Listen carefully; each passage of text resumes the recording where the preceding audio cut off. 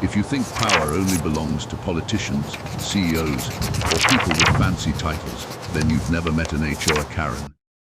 Karen didn't just believe in managing a neighborhood. She believed in controlling lives.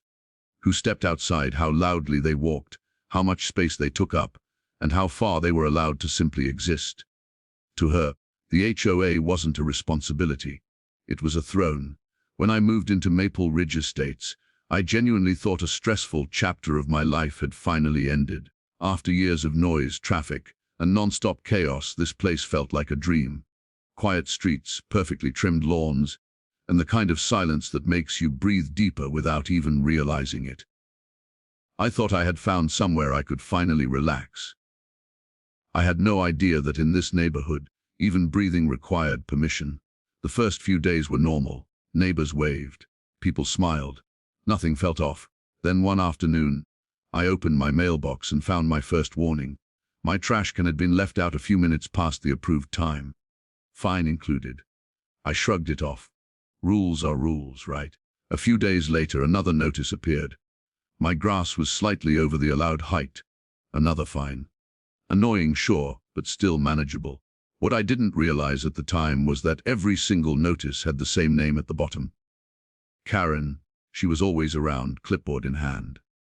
Standing at corners, watching driveways, writing notes like she was documenting crimes. There was a strange satisfaction in her eyes, as if each fine gave her a small rush of power. Everything changed the morning Karen crossed the line. It was a calm Saturday. The weather was perfect. I was sitting on my porch with a cup of coffee, phone on silent. No music playing, no conversation happening. I wasn't doing anything at all. I was just sitting there enjoying the air. Then Karen marched up my driveway like I'd committed a felony.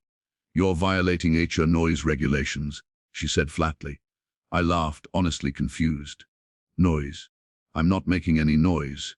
She didn't hesitate. "Your breathing is too loud. I can hear it from the sidewalk."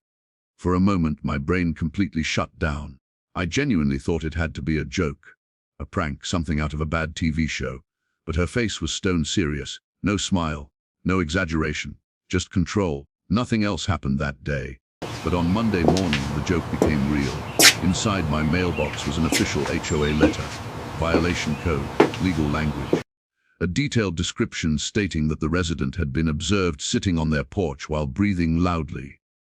The fine was $100. A fine. For breathing. That was the moment I realized this was no longer about rules. This was about ego. I emailed the HOA board requesting a hearing. I expected at least a conversation. Instead, Karen replied within 5 minutes. "Fines are final. Rules are rules. No discussion, no explanation. Just authority." I paid the fine.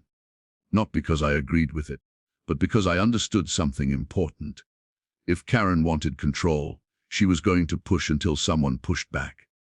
And I decided that someone would be me. From that day on, I documented everything. Every interaction, every warning, every notice. I kept my phone ready, recording quietly. And as the days passed, Karen grew bolder. A fine for closing my door too loudly. A warning for footsteps on my driveway. A violation for coughing outside. Each notice more ridiculous than the last. And then I realized something. This wasn't just happening to me. At the next HOA meeting, the room was packed. The atmosphere was tense. People weren't just angry, they were confused. An elderly man spoke about being fined for sneezing. A young mother described getting a notice because her baby cried. A night shift nurse explained how she was cited for starting her car too early in the morning. These weren't disturbances. They were normal human moments. Karen stood at the front of the room, calm and confident. She said community standards could not be compromised. That anyone who couldn't follow the rules didn't belong there. That's when I stood up. The room went silent. I played the recordings. Karen entering private property without notice. Karen using an unapproved sound measuring app. Karen issuing fines without board approval. Then I placed printed copies of the HOA bylaws on the table. The color drained from her face. For the first time, her confidence cracked. The HOA president took a long breath and said quietly, "Karen, you've crossed multiple lines."